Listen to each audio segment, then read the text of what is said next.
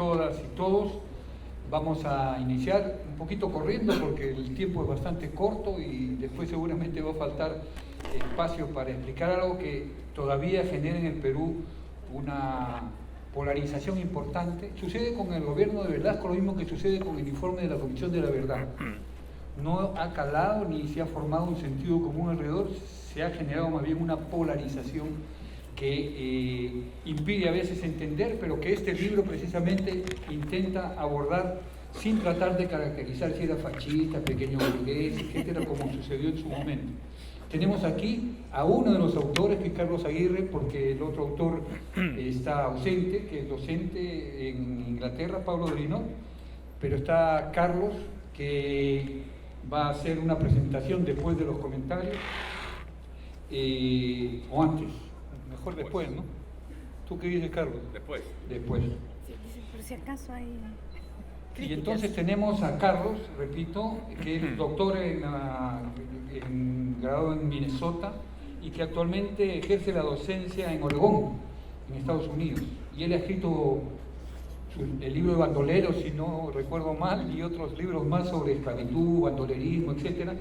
Así que es una persona bastante reconocida en este espacio. Los comentaristas son María Isabel Remí. Marisa es socióloga egresada de la Universidad Católica, pero además de eso ha hecho, además de ser socióloga, ha hecho bastantes trabajos en historia y por eso también la reconocemos. Y ha sido directora del CITCA de Piura y del Bartolomé de las Casas del Cusco, así que tiene experiencia en la realidad nacional bastante amplia. Y Héctor es doctor en San Marcos, doctor en Ciencias Sociales, abogado y periodista, pero creo que lo más importante de tenerlo aquí es que Héctor ha sido un personaje, no sé si te va a gustar, Héctor, pero era un personaje importante en el gobierno de Velasco y ha sido una persona activa en ese gobierno, como muchos de los que trabajamos en esa época con el mismo gobierno de Velasco. Y entonces pasamos a los comentarios con Marisa y tienes, según lo que nos han dicho acá, exactamente 12 minutos, es una cifra cabalística, no sé por qué, 12 minutos. Debe ser 1 minuto por artículo. 1 minuto por artículo. Bien, buenas noches, muchas gracias por su presencia. No, deja ¿Sí? que esté la lucecita, ahí. Ya, bueno, muchas gracias por venir. Este libro, La Revolución Peculiar, repensando el gobierno militar de Velasco, sale a los 50 años del golpe de Estado que lleva al general Velasco al poder, al general Velasco y al Comando Conjunto de la Fuerza Armada. Inicia el gobierno revolucionario de la Fuerza Armada, único gobierno en el país que ha tomado un nombre así. Creo que este libro es un libro realmente bienvenido, es un libro que hacía falta porque presenta una serie de miradas y pone a la luz una serie de aspectos del gobierno militar digamos, no, sobre los cuales pues no se ha escrito. En realidad, sobre el gobierno militar se ha escrito, creo que mucho menos de lo que merecería ser escrito. En parte porque el gobierno militar, en la medida, en primer lugar, en que participa de un contexto de cambios mundiales, ¿no? El año 68 aquí es conocido por el inicio del gobierno militar, el gobierno revolucionario de la Fuerza Armada. En París es el mayo del 68, el año anterior o 2 años antes había sido Vaticano II, que renueva íntegramente la Iglesia Católica, es decir, hay un movimiento internacional, varios aquí recordarán las marchas contra Vietnam, en fin, hay todo un movimiento internacional por liquidar situaciones de controles tradicionales, de dominio tradicional, la iglesia, las oligarquías, etc.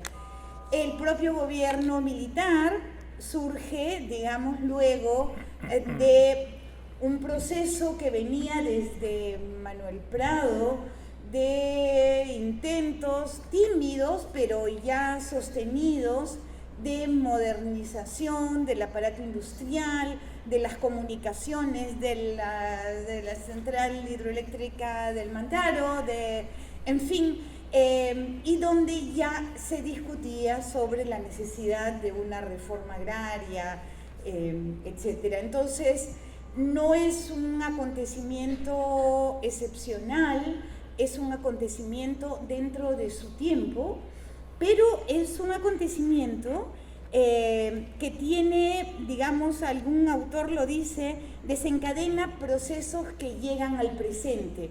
Y hay muchas cosas que, digamos, el gobierno militar se recuerda mucho por la reforma agraria, se le recuerda muy justamente por la reforma agraria, pero el libro no la toca.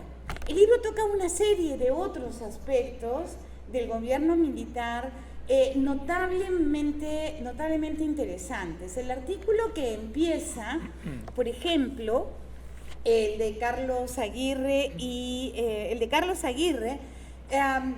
plantea algo que no recordamos y que aquí podríamos recordarlo bien en este parque, que es cómo fue el sesquicentenario de la independencia celebrado por el gobierno militar, con una comisión de historiadores presidida por un general progresista, historiadores muy conservadores, pero todo el mundo se pone de acuerdo y hay unas convergencias que analiza Carlos, por ejemplo, de manera muy interesante, sobre cómo, cuál es el discurso sobre la independencia, ¿no? Entonces, se marca el lado nacionalista de la independencia y el gobierno militar a eso le agrega el matiz de un proceso inconcluso, ¿no es cierto?, que llega incluso a hablar de que estamos viviendo la segunda independencia o hubo una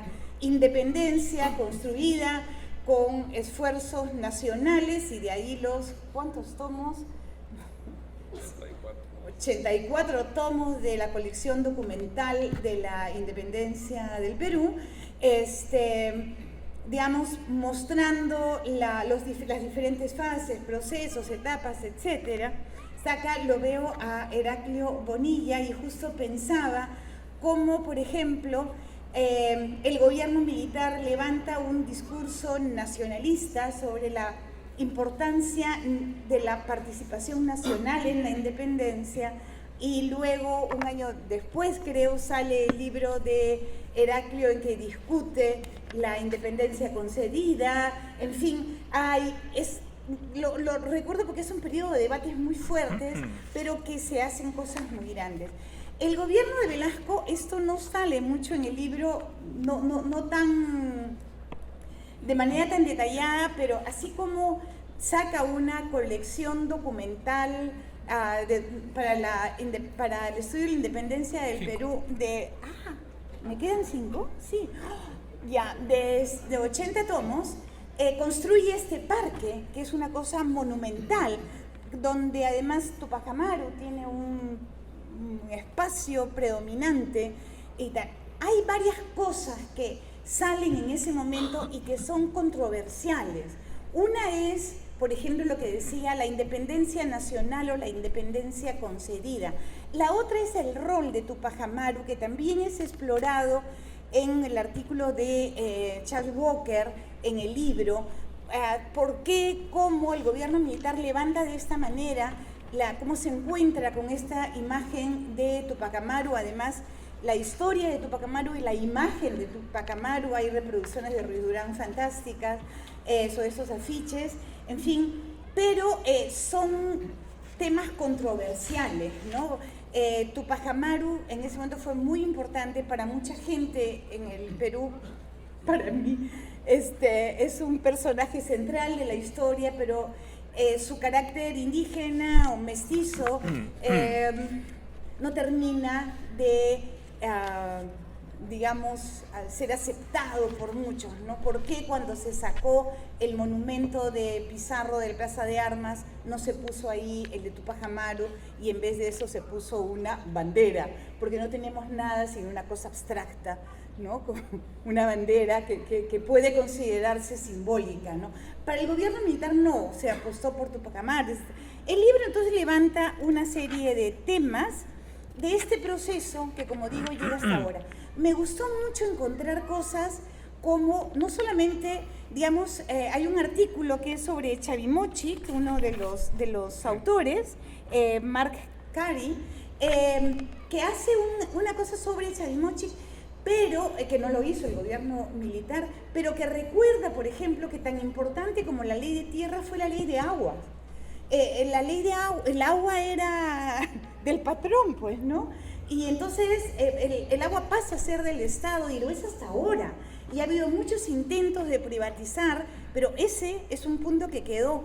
Como otro punto que quedó, y ahí está, y está vivo a su manera, es el tema de las comunidades nativas. El artículo de Stefano Varese es una cosa muy bonita porque el libro tiene muchas fuentes periodísticas, artículos, etcétera, entrevistas, pero el artículo de Varese es un artículo autobiográfico en realidad, ¿no? Él tenía 28 años, llegaba de Cornell, creo, graduado de antropólogo, y lo ponen a dirigir en el CINAMUS lo de comunidades nativas, ¿no? Entonces, y armar la política, y no existía una política nacional sobre comunidades nativas. Sobre comunidades indígenas la hay hace mucho tiempo, muchas políticas, muchos cambios. Estaba en la reforma de qué hacer con las comunidades nativas, en momentos además en que lo está viendo Varese y lo está viendo el gobierno militar.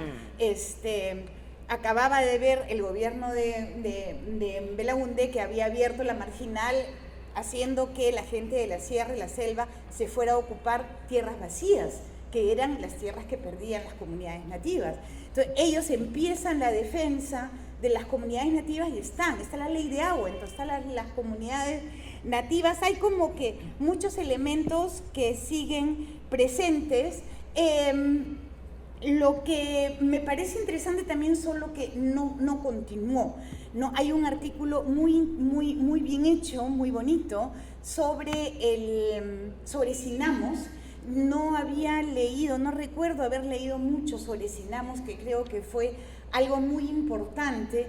Era el intento autoritario, corporativo, en fin, el libro, como dice Jaime Urrutia, no califica. El intento de llegar con el Estado peruano hasta el último poblado del país y comerse muchos pleitos. Sinamos tiene que vivir entre muchos pleitos con los poderes locales. Todavía hay fuerza de poderes locales y hay enfrentamiento con poderes locales. Hay, digamos, pleitos entre militares y civiles, pleitos entre burocracia vieja y burocracia nueva, cómo se captaban los nuevos militantes, etcétera, o los nuevos. Es un artículo muy bien hecho, muy bueno, y como Sinamos es lo primero que termina. Quiero terminar en el minuto... Perdón, Carlos te regala 2 minutos. No, yo te regalo 4. Quiero terminar en el minuto que me queda con un artículo que me emocionó mucho. Hay muchos, ¿no? Como digo, hay muchos temas y muchas fuentes, pero el de Adrián Lerner, que es un joven que yo conocí, fue asistente en el IEP, es sobre el entierro de Velasco.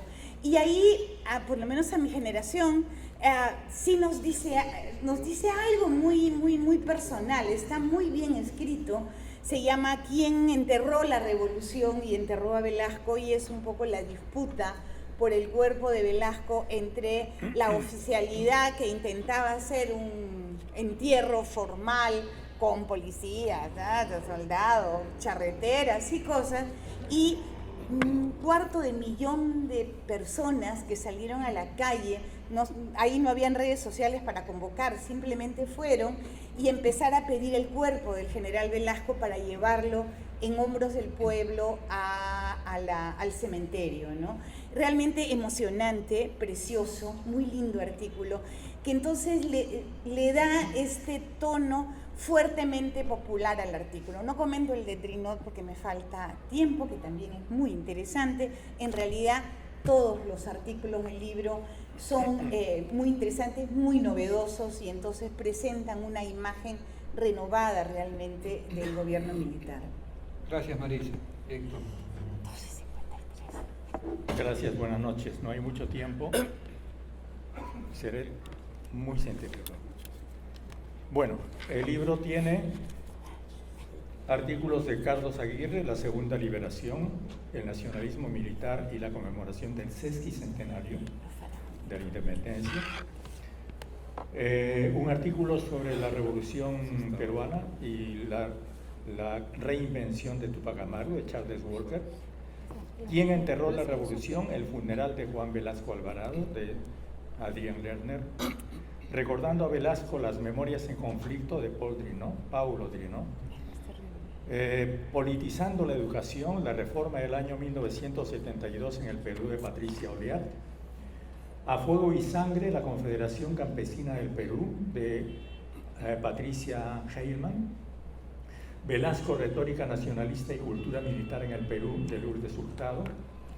Velasco y los militares, la política del declive, años 73-75, de George Philip. Impulsando la revolución, Sinamos en 3 regiones del Perú, de Ana Kant. Regando el desierto, alimentando la revolución, la influencia de Velasco en las leyes del agua, etcétera, etcétera, de Mark Carey. La revolución peruana y los trabajadores en Chimbote, de Nathan Clark. Generales, hoteles y hippies, desarrollo turístico, de Mark Rice. De la represión a la revolución, el velasquismo en la Amazonía, de Stefano Varese. Son 13 artículos de ensayistas, no solamente del Perú, de muchos otros países. Voy a hacer rápidos comentarios y observaciones. El primer ensayo de Carlos Aguirre, edición del sesquicentenario. Yo fui alumno de Ella Dunbar Temple. Tengo el gran privilegio y el conmovedor recuerdo de ella. Y no la pondría como conservadora. Ella Dunbar fue, si no me equivoco, la primera profesora mujer en San Marcos. Fue la primera dirigenta del Colegio de Abogados de Lima. Dirigió la colección de la Independencia. Fue desaprobada en religión en la Universidad Católica porque no estaba de acuerdo con lo que se enseñaba allí, y siempre reivindicó el aporte, y lo hizo en la colección de la Independencia, el aporte peruano en la lucha por la independencia del Perú, especialmente el de los guerrilleros indígenas. Entonces, yo no la llamaría una historiadora conservadora, como no llamaría conservadores a muchos de los historiadores que trabajaron allí. Claro, evidentemente, yo creo que hay algo que no entendemos, no se entendió en esa época sobre el sentido de la Revolución Nacional. Era una revolución nacional.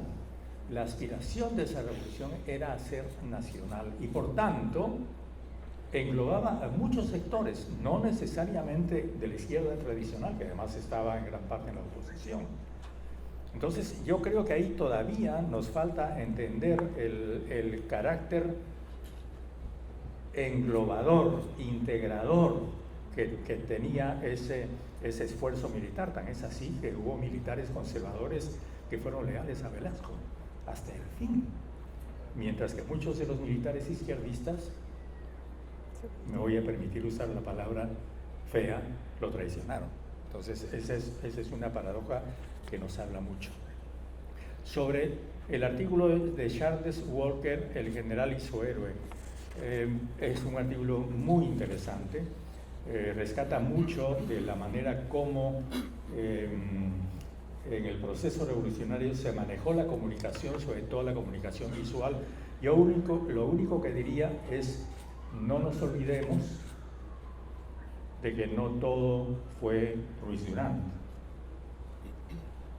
Recordemos a José Bracamonte Vera, gran dibujante, gran diseñador, a Carlos Tovar, a quien todavía tenemos y que en esa época era un dibujante muy joven y talentoso, y sobre todo a Efraín Ruiz Caro, que fue el periodista que inventó Tupac Amaru, ese Tupac Amaru, porque él había sido diputado izquierdista por el Partido Social Progresista y Comunista, de la Juventud Comunista, en 1956.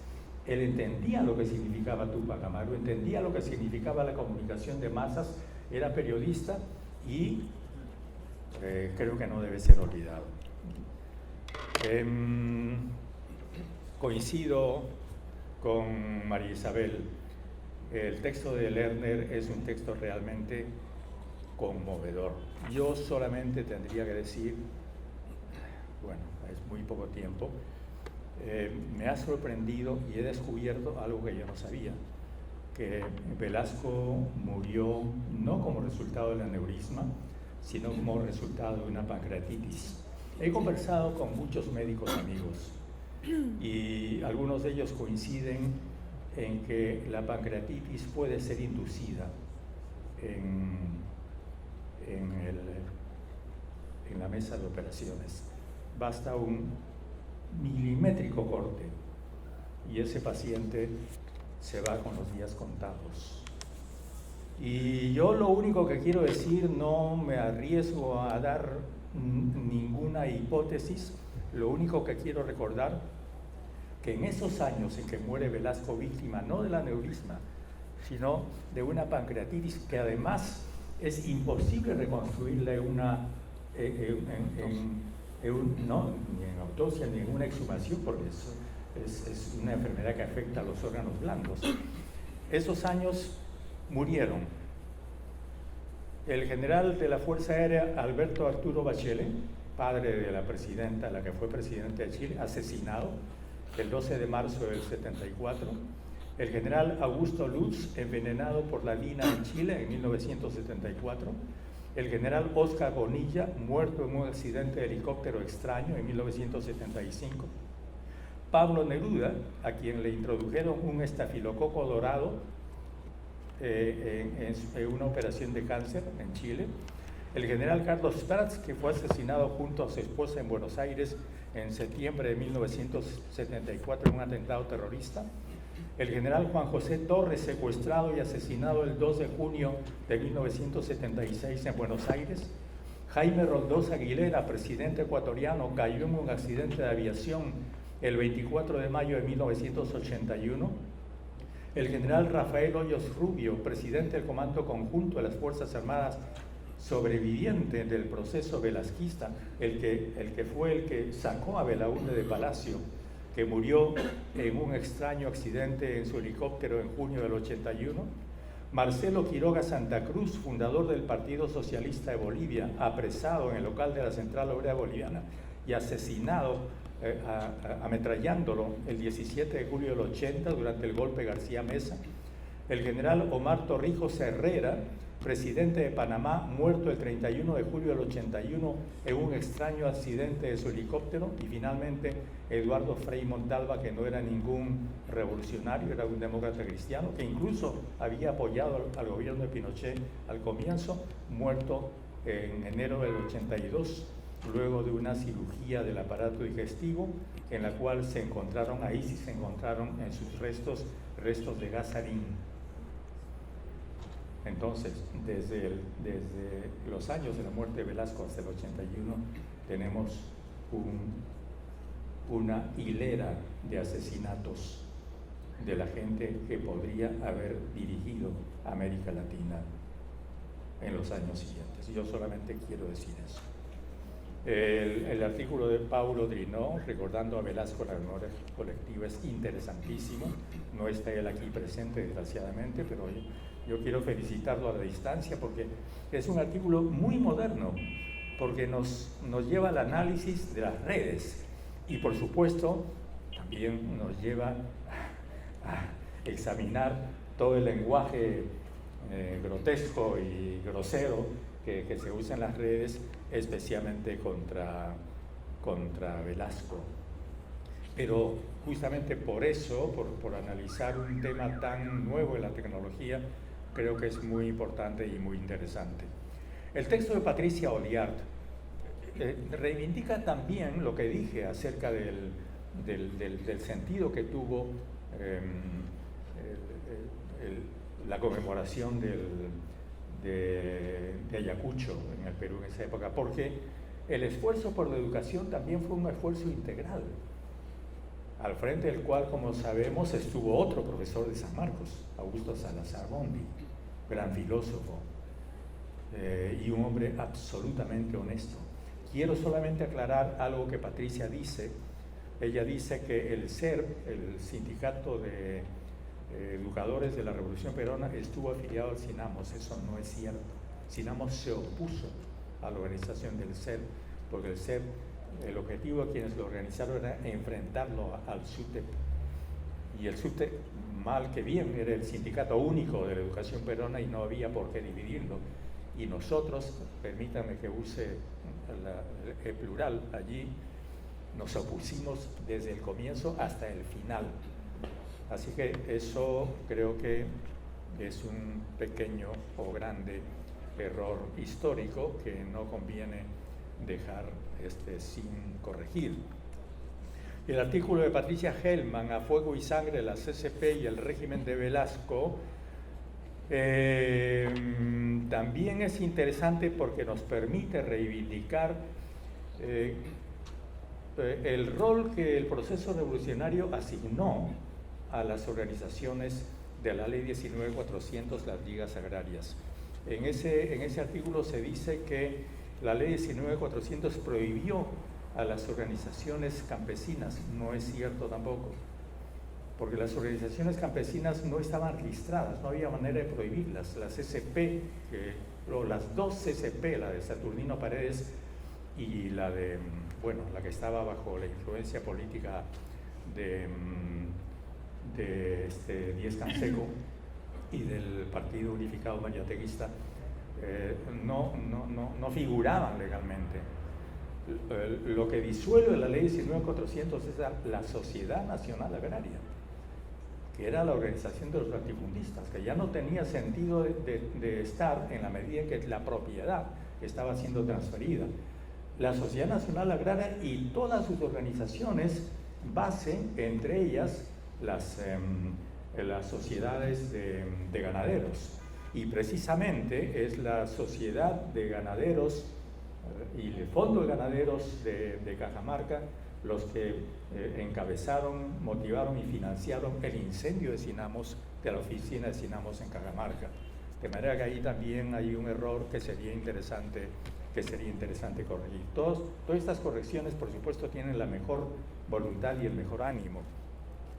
En el artículo de Patricia Hellman sobre la CCP se dice que el nombre de Velasco ha sido proscrito de la cultura militar. Yo no estoy de acuerdo.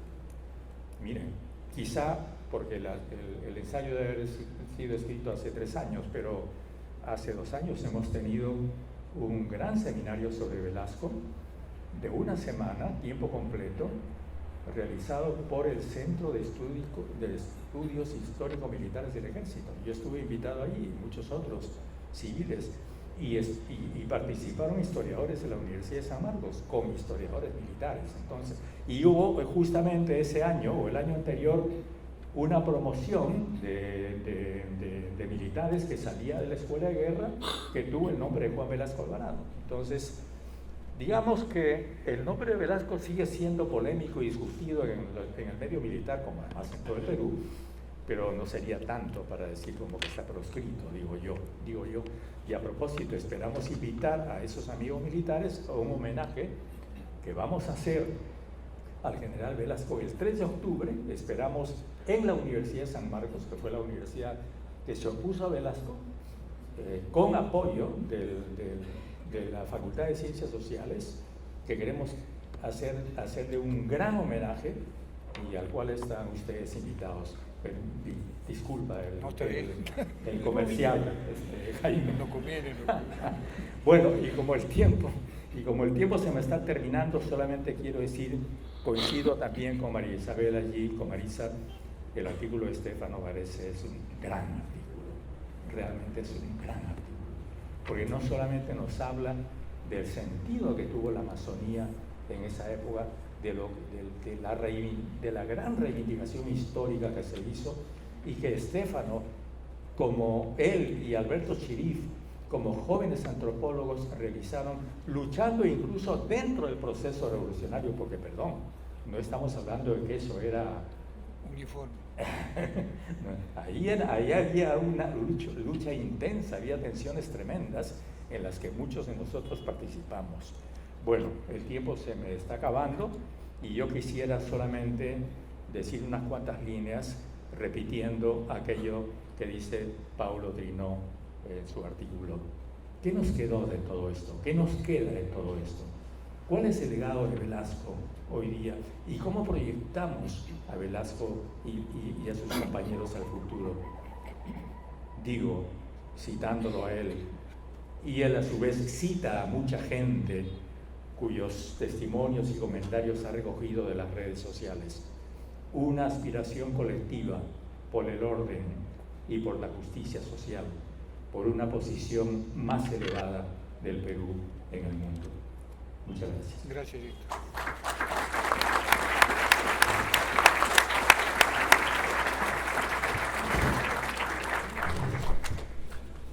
Buenas noches.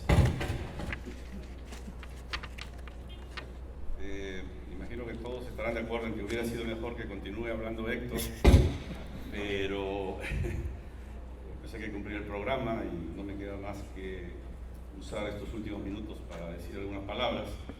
Primero, para agradecer a Héctor y Marisa por sus comentarios, correcciones, elogios. Es realmente un lujo tenerlos a ellos aquí como comentaristas de este volumen. Así que muchísimas gracias por haber aceptado la invitación. A todos ustedes por acompañarnos. Lamentar la ausencia de Paulo Drinot, vive en Londres y no pudo estar aquí, pero este ha sido un trabajo de colaboración de muchos años y pues quiero expresar mi satisfacción por este trabajo en equipo. Quiero también saludar de todos los autores, hasta donde alcanza mi conocimiento. Están aquí también Patricia Oliar y Lourdes Hurtado, de manera que los saludo, deben estar por ahí. Y yo, bueno, pues estoy aquí, pero realmente es un volumen en el cual muchos colegas, amigos han participado. Aunque esta edición aparece cuando estamos a punto de conmemorar los 50 años del inicio del gobierno revolucionario de la Fuerza Armada, la verdad es que no se programó como un libro conmemorativo. Hace unos 6 años más o menos empezamos a pensar que era tiempo de reunir a un grupo de estudiosos que estaban más o menos renovando los estudios sobre el velasquismo. Y empezó, como suele pasar, conversaciones más o menos informales con Paulo y con otro colega, Mauricio Novoa, de donde salió la idea de organizar, la idea ambiciosa realmente, de organizar 2 coloquios, uno en Londres y uno en Perú, y publicar 2 libros, uno en inglés y uno en español. En el camino nos encontramos con nuestro amigo Gerard Borràs, que también estaba pensando organizar algo. Al final los planes, bueno, Gerard era director del IFEA, tengo que mencionarlo. Al final los planes, como suele pasar también, se fueron modificando. Hicimos el coloquio en Londres, de allí salió la edición en inglés de este libro, y luego el IFEA organizó, junto con otras instituciones peruanas, otro coloquio el año 2016, si no me equivoco. Entonces las ponencias, los capítulos que están en este libro son básicamente las ponencias que se presentaron en el coloquio de Londres, a las que agregamos el valioso estudio de Patricia sobre la educación. El IEP aceptó la idea de publicar la traducción al español. Quiero agradecer al Instituto de Estudios Peruanos, por supuesto, a Odín del Pozo, a Ludwig Huber y a todo el equipo del IEP por haber producido un volumen tan bonito, digamos, en su presentación. También quiero agradecer a quienes se encargaron de las traducciones, en algunos casos fueron los propios autores, en otros casos otras personas, están mencionadas en el libro, en fin, se hizo rápido, la edición inglesa duró hace apenas un año y ahora ya tenemos una edición en español, cosa que obviamente me felicito. No puedo dejar de mencionar a nuestras familias, por supuesto, que siempre están apoyándonos, en mi caso particular, a mi esposa que está aquí frente a mí. Ya Héctor y Marisa han diseccionado el libro, lo han destrozado, lo han recompuesto, ya nos dieron la fe de ratas para la segunda edición. Confío que les haya abierto el apetito por leerlo, cualquiera sea vuestra posición respecto al gobierno de Velasco. Somos conscientes que se trata de un debate abierto, a veces bastante álgido y con posiciones irreconciliables, pero confiamos que el estudio sereno y cuidadoso de los múltiples aspectos de dicho proceso ayude, si no a resolver, por lo menos a encaminar el debate. Este es un libro en el que estudiosos de distintas generaciones ofrecen aportes novedosos para la comprensión del velasquismo. Algunos de los temas ya han sido tratados anteriormente, pero aparecen aquí bajo nuevas perspectivas. Hay dos ejes temáticos que para nosotros representan los aportes más significativos de estos ensayos. Por un lado, el énfasis en la dimensión cultural y simbólica del velasquismo, el despliegue de imágenes, conmemoraciones, rituales, personajes históricos, en la búsqueda de consolidar el proyecto revolucionario y construir una especie de hegemonía cultural y política. Pero también dentro de esa área, los estudios sobre las formas de representación y de memoria que generó el velasquismo y que naturalmente persisten hasta hoy, ¿no? Ya han sido mencionados varios de los ensayos que encajan dentro de este aspecto, el de Chuck Walker, el de Paulo, el de Adrian Lerner y otros. El segundo eje es la cuestión regional, ¿no? Estamos muy interesados en descentralizar el debate y un buen número de los ensayos del libro discuten la implementación de reformas y también los conflictos generados en distintas partes del país, donde se daban naturalmente configuraciones sociales, políticas, étnicas, culturales, organizativas, etcétera, bastante diferenciadas, ¿no? Los estudios de Mark Rice, por ejemplo, sobre el turismo en Cusco, el de Mark Carey sobre el proyecto de Chavimochi, que ha sido mencionado, el de Nathan Clark sobre los trabajos de Chimbote, o el de Ana Khan sobre el accionar de Sinamos, un estudio realmente que nos abre los ojos a estas dimensiones regionales, ¿no? Y estudia Cusco, Piura y Tacna en el accionar de Sinamos. Y mención aparte, lo había puesto aquí, lo ha dicho Marisa, lo ha dicho Héctor, mención aparte merece el ensayo testimonio de Stefano Varese, antropólogo que participó en la formulación e implementación de programas relacionados con las comunidades nativas de la Amazonía, otro espacio cuyo estudio sigue reclamando mayor interés por parte del mundo académico. Este volumen no busca cerrar ningún debate y tampoco aspira a ofrecer una nueva interpretación global del fenómeno velasquista. Obviamente toma en cuenta aportes de otros estudios que lo precedieron, desde incluso apenas empezado el proceso revolucionario, los trabajos muy conocidos de Lowenthal, de Franco, de Neira, de Héctor, de McClintock, de Enrique Mayer, en fin, una larga lista que más o menos hemos resumido en la introducción. Y estos nuevos ensayos, que generalmente se basan en cuidadoso trabajo de archivo y formulación de nuevas preguntas, buscan problematizar el régimen velasquista y contribuir a desbloquear el debate histórico y político que en épocas recientes parece reducirse a un cotejo de, por un lado, elogios desmesurados y por otro, críticas lapidarias, muchas veces carentes de sustento empírico y conceptual. Este libro quiere ser también una invitación a las nuevas generaciones de investigadores. Los archivos, los que quedan, que algunos sabemos fueron destruidos, pero los archivos empiezan a hablar, digamos, los archivos están allí, no es que empiezan a hablar, empezamos a interrogarlos. Y los actores humanos que participaron en el proceso o que fueron afectados por él están ávidos de compartir sus experiencias. Quiero compartir con ustedes un mensaje que le llegó a Paulo por una de las redes sociales, no sé cuál, Facebook, Twitter, no me acuerdo. Dice así: profesor BSTS, Supongo que quiere decir buenas tardes, pero no estoy seguro porque el lenguaje no lo entiendo del todo. Profesor, buenas tardes. Hace un tiempo que quiero comentarle algo que podría ser de su interés. He trabajado en el norte del país, en una zona cercana a lo que fueron las haciendas de Laredo y Cartavio y Casagrande. El año pasado tuve una experiencia muy interesante. Hablé de su libro, se refiere a la edición en inglés, de la Reforma. Les comenté a los asistentes, alumnos de 20 y 25 años, que probablemente alguno de ellos era hijo de la Reforma. Y sucedió algo muy bonito y enternecedor. A la siguiente clase se me acercó un joven, su nombre es Benjamín. Me contó que su abuelo fue trabajador en una hacienda. Con el dinero que le tocó al vender las tierras repartidas, compró un puesto en el mercado Mochequeque de Chiclayo. Y que su madre, la madre de Benjamín, fue la primera de su familia en ir a la escuela. Él era Benjamín por ser el último hijo de una familia humilde y era el primero de ellos que sería profesional. Era consciente que sin la Reforma él podría haber tenido el destino de quedarse como un peón de esas grandes haciendas. Él quería leer su libro, pero no habla inglés. Es un chico bueno, trabajador e inteligente. Ahora, en español, podré regalárselo. Solo quería comentarle esto. De alguna manera usted estaba presente en esta historia y quería compartírselo. Naturalmente que al lado de este testimonio podríamos colocar otros de signo contrario. Los procesos de cambio social suelen generar, por supuesto, contradicciones insalvables.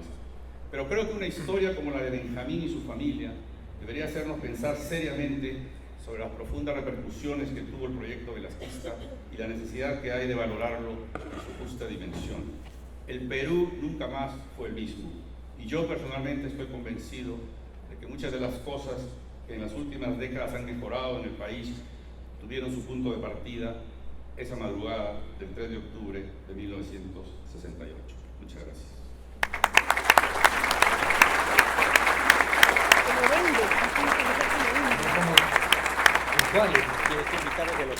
Somos puntualistas, sí, solamente queda por recomendación de los comentaristas, si ustedes quieren enterarse, por favor adquieran el libro, que como pueden haber deducido de las exposiciones, es de muy fácil lectura, son artículos breves.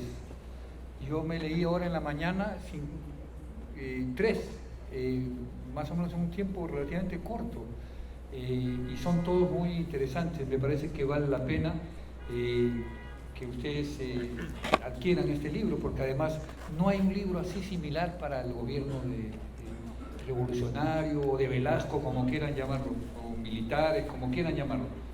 Y lo único que me queda a nombre del Instituto de Estudios Peruanos es agradecer a Carlos, al autor, a los comentaristas Marisa y Héctor, y a ustedes por estar presentes esta noche.